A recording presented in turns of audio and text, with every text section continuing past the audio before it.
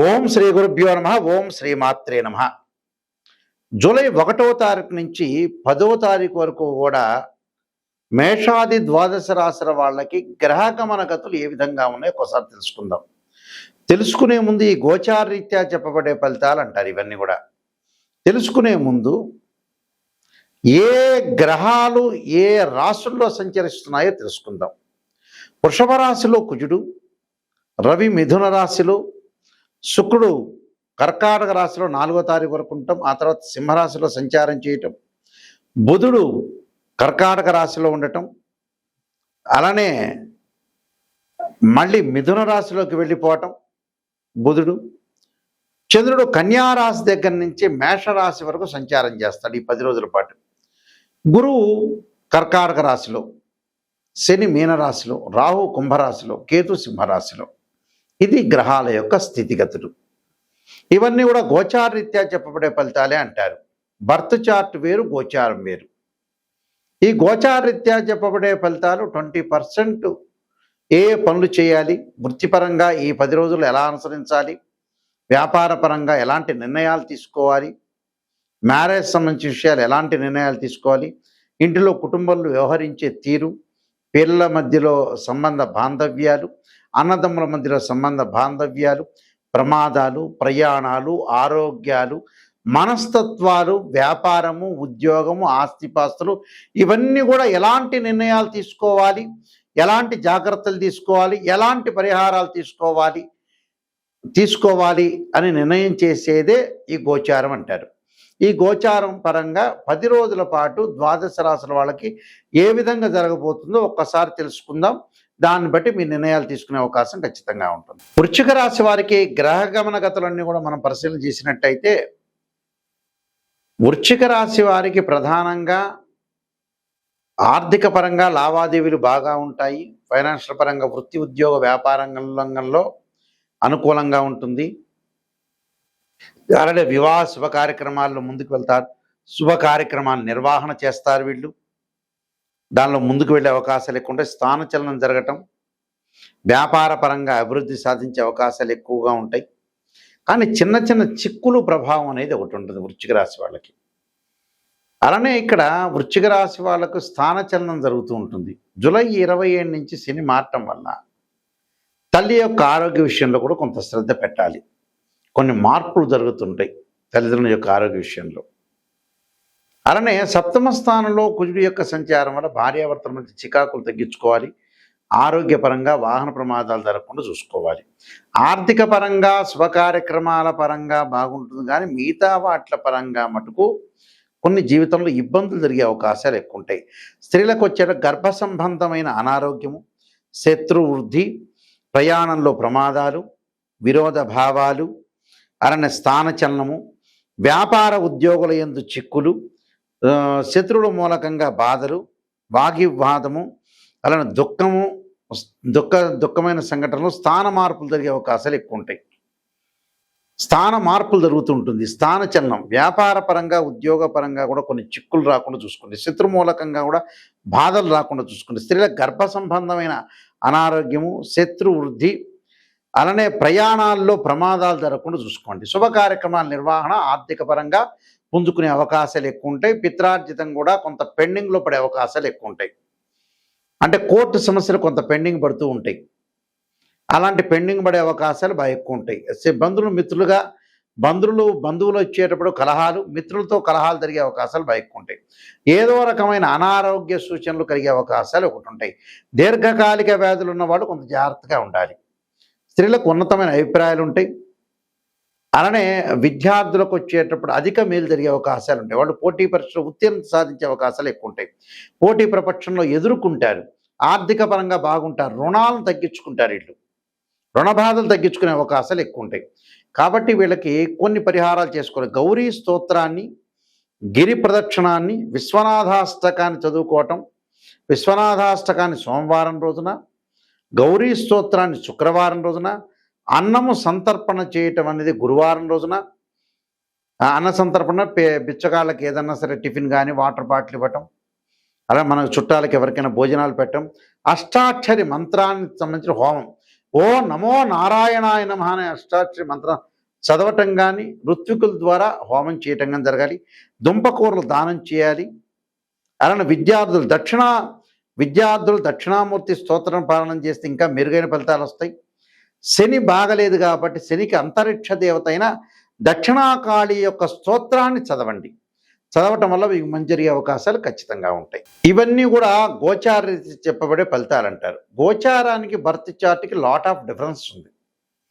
గోచారానికి birth చార్ట్కి difference ఏమిటి అని అంటే, ఒక చెట్టును మన ఎగ్జాంపుల్ తీసుకుంటే, ఒక ట్రీని కింద వేళ్ళు ఉన్నది బర్త్ చార్ట్, దానిపైన కాండం ఇలా ఉండి బ్రాంచెస్ ఉంటాయి. ఉంటే ఏదైతే కొమ్మలు ఉంటాయో ఆ కొమ్మలకు ఆకులు ఉంటాయి. ఆకులు వచ్చేటప్పటికల్లా మనకు రైన్ సీజన్లో వస్తాయి, అలానే వింటర్ సీజన్లో ఉంటాయి, సమ్మర్ సీజన్లో రాలిపోతాయి.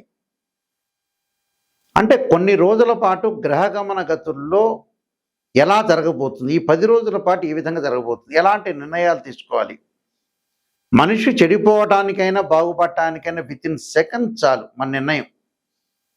జీవితం అంతా కూడా మన చేతుల్లోనే ఉంటుంది. మనం తీసుకునే నిర్ణయాలను బట్టే ఉంటుంది. ఎప్పుడూ కూడా మనం తీసుకునే నిర్ణయాలను బట్టి ఉంటుంది, మనం చేసే పనులను బట్టి ఉంటుంది. ఆ నిర్ణయాలు ఎలాంటి నిర్ణయాలు తీసుకుంటాం, ఎలాంటి లోపాలు ఉన్నాయి మన జీవితంలో, ఆ లోపాలను సవరణ చేసుకుని ముందుకు వెళ్ళాలి. అంటే ఆ 10 రోజుల్లో చెడిపోవడానికి అవకాశం ఉంటుంది, బాగుపడటానికి అవకాశం ఉంది. అందువల్ల గోచారాన్ని అనుసరించండి అంటారు. బర్త్ చార్ట్ ఏంటంటే life long protection. Life long protection అంటే బర్త్ చార్ట్లో రాశిచక్రము, నవాంశము, దశమాంశము, ద్వాదశాంశము, సప్తమాంశం, త్రింశాంశం, అలా ఇలాంటి 16 లగ్న కుండల్ని మ్యాథమెటికల్ అనాలిసిస్ చెప్పేది బర్త్ చార్ట్. ఒక అమ్మాయికి వివాహం కావట్లేదు, అబ్బాయికి వివాహం కావట్లేదు అని అంటే రాశిచక్రము, నవాంశము, దశమాంశ చక్రం, భావచక్రాలు. దశమాంశాన్ని అంటే దశమాంశాన్ని వృత్తిపరంగా చూడాలి.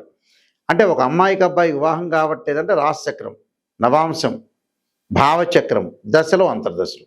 వృత్తిపరంగా అనుకూలంగా లేదా ఎలా ఉండబోతుందంటే రాశిచక్రము, దశమాంశము, భావచక్రం, దశలో అంతర్దశలు. వివాహంగా సంతానం కలగట్లేదా అంటే రాశిచక్రము, సప్తమాంశ చక్రము, భావచక్రము, దశలో అంతర్దశలు. ఇలాంటివన్నీ అనాలిసిస్ చెయ్యాలి.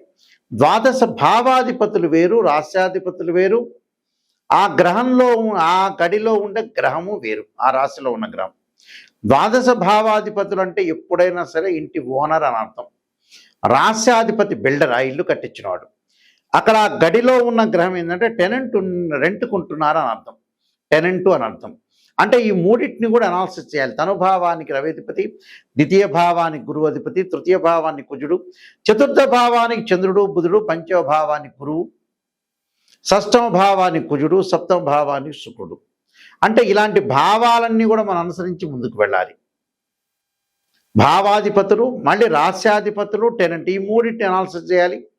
ఉచ్చలు, నీచలు, దృష్టి, జాతకంలో సర్పదోషాలు, కాలసర్ప దోషాలు, పునర్భవ దోషాలు, అలానే కుజదోషాలు, శుక్రదోషాలు, మాంగళిక దోషాలు, ఎలాంటి దోషాలు ఉన్నాయి వృత్తిపరంగా, ఉద్యోగపరంగా, అలానే వ్యాపారపరంగా, సంతానపరంగా, అలానే వివాహము, ఇలాంటివన్నీ ఆస్తిపాస్తులు ఎలా ఉండబోతున్నాయి, అన్నదమ్ముల మధ్యలో సఖ్యత, బంధుమిత్రులతో కలహాలు, బంధుమిత్రుల సఖ్యత, ఇలాంటివన్నీ కూడా ఇవన్నీ కూడా ఎలా తెలుసుకుంటారంటే డివిజనబుల్ చార్ట్స్ 16 ఉంటాయి.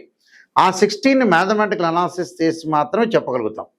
దానికి దశలో అంతర్దశ, సూక్ష్మ దశలు, ప్రాణదశలు కేవలం రాశిచక్రం ద్వారా చెప్పలేము. గోచారం అని 20% సపోర్ట్ చేస్తుంది. అంటే ఈ నెలలో ఈ వారంలో చేసే ఫలితాన్ని మాత్రం చెప్తుంది. అదే దాని యొక్క డిఫరెన్స్. ఏదో జాతకం చెప్పామని ఈ ప్రజలు కూడా ఎలా ఉన్నారంటే, చాలామంది క్లయింట్స్ కూడా ఎలా ఉన్నారంటే, గురువు గారండి మమ్మల్ని పొగడండి, ఉత్సాహంగా పొగడండి, నిరుత్సాహం ఏమైపోయినా పర్వాలా, అంటే ఈ ముఖ్యమంత్రి తర్వాత ఇంకో ముఖ్యమంత్రి నువ్వే అవుతావంటే ఆడు హ్యాపీగా ఫీల్ అయ్యి వెళ్ళిపోతున్నారు. అలా కాదు. ఎక్కడైనా సరే గురువుల దగ్గరికి వచ్చేటప్పుడు నిజాన్ని తెలుసుకోండి. శ్రీయ లోపం పెరుగుట పెద్ద విద్య, లోపం ఎరిగిన వాడే పూర్ణుడవుతాట. ఎవరైనా సరే ప్రేక్షకులందరూ కూడా గమనించాల్సిన విషయం ఏంటంటే, సత్య దూరము. సత్యాన్ని తెలుసుకుంటేనే మనిషి బాగుపడతాడు. అసత్యంలో ఉంటే ఎట్టి పరిస్థితిలో మనిషి బాగుపడ్డు. సత్యాన్ని తెలుసుకున్నాం అనుకో, సవరణ చేసుకోవచ్చు. ఓ డాక్టర్ని మనం కన్సల్ట్ అవుతాం, షుగర్ ఉందని చెప్తాడు. ఇంకో డాక్టర్ దగ్గర షుగర్ ఉందని చెప్తారు. అది నిజాన్ని తెలుసుకొని ఆయన ఇచ్చిన ట్యాబ్లెట్ ఇంజెక్షన్ మనం పాటిస్తే తగ్గిపోతుంది. సింపుల్ అది. కానీ మనకి సత్యం అనేది చెవుల్లోకి ఎక్కట్ల చాలామంది కూడా. అది ఎందుకునో భగవంతుడి యొక్క సృష్టి. బాగా రీసెర్చ్ చేస్తే ఏంటంటే ఎందుకని అంతమంది జనాలందరూ బాగుపడట్లేదని అనాలిసిస్ చేస్తే మాకు తెలిసింది ఏంటంటే భగవంతుడు ఆ జ్ఞానాన్ని అందించట్ల. ఐఐటీలో ఎంటెక్ అందిస్తాడు, ఎంఎస్ అందిస్తాడు, ఎంబీబీఎస్ చేస్తాడు, ఎంసెట్లో ర్యాంక్ కొడతారు, ఐఐటీలో ర్యాంక్ వస్తుంది, ఆస్తిపాస్తు అన్నీ సంపాదిస్తారు. ప్రాపంచిక జ్ఞానంలో మనిషి టోటల్గా అట్టర్ ఫెయిల్ అయ్యాడు. అదే నిగూఢ రహస్యం. ఇది రామాయణంలో కానీ, భారతంలో కానీ, పంచకావ్యాల్లో కానీ, భగవద్గీతలో కానీ ఎక్కడా లేదు. మనిషి ఫెయిల్ కావడానికి ఏమిటంటే రోగం వస్తుంది అనుకున్నప్పుడు సిక్స్త్ సెన్స్ చెబుతూ ఉంటుంది. మనం ఆలోచన చేస్తే బ్రెయిన్ని కొద్దిగా ఆలోచనాసరంలో పెట్టి మనం తప్పు ఏం చేస్తున్నాం, పేపర్ కరెక్షన్ లాగా చేస్తే మన తప్పు మనకు తెలుస్తుంది. దాన్ని సవరణ చేసుకుంటే 100% మనిషి అవుతాడు. అది అసలు టోటల్ విషయం. బ్రహ్మాండంగా మేము తిరుపతి వెళ్ళామండి, శ్రీశైలం వెళ్ళామండి, నేను ఐఐటీలో ఎంటెక్ ర్యాంక్ వచ్చినా కూడా భగవంతుని కొలవటం తప్పు లేదు, చదువుకోవటం తప్పు లేదు. కానీ ప్రాపంచిక జ్ఞానం కూడా నెససరీనే. ఒక ఆస్ట్రాలజర్ని అప్రోచ్ అయ్యేటప్పుడు నెగిటివ్ ఫస్ట్ తెలుసుకోవాలి. నేను ఈ వృత్తి చేయొచ్చా, ఈ వ్యాపారం చేయొచ్చా, ఎక్కడ నేను మిస్టేక్ చేస్తున్నా, ఎక్కడ పొరపాటు చేస్తున్నా చూడమని. చాలామందికి కూడా అందరికీ చాలామంది కూడా సహాయం చేస్తే ఆ సహాయం వల్ల ఏమవుతారంటే వాళ్ళు ఇతర వాళ్ళకి ఎప్పుడైతే సహాయం పొందినవాడు ఉంటాడో వాడు కొన్ని రోజుల తర్వాత వీటితో మాట్లాడు, తీసుకోవటం వరకే, తర్వాత ఇంకేమీ లేదు.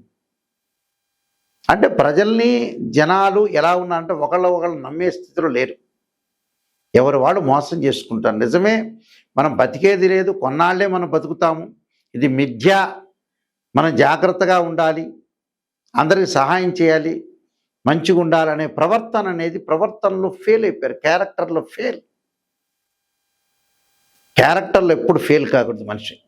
జీవితంలో చాలా జాగ్రత్తగా అనుసరించి ముందుకెళ్తే మనం ముందుకు వెళ్ళే అవకాశం ఖచ్చితంగా ఉంటుంది. అయితే జాతకం ద్వారా క్లారిటీ తెలుసుకోండి.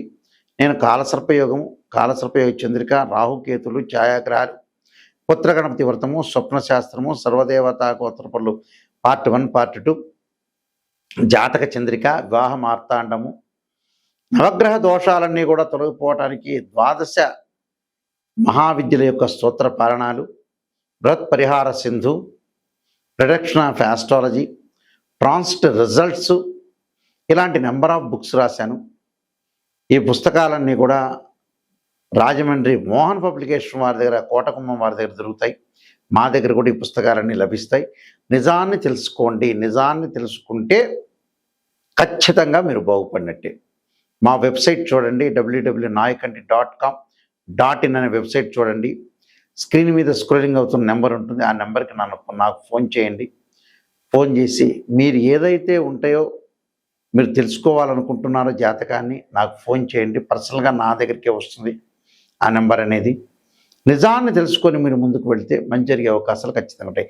నిజం అనేది చాలా ఇంపార్టెంట్. ఇందులో భగవంతుడి కంటే ఇంపార్టెంట్ ఏంటంటే నిజం, సత్యం తెలుసుకున్నవాడు, వాడి యొక్క లోపాలను సవరణ చేసుకునేవాడు 100% అతను బాగుపడినట్టే.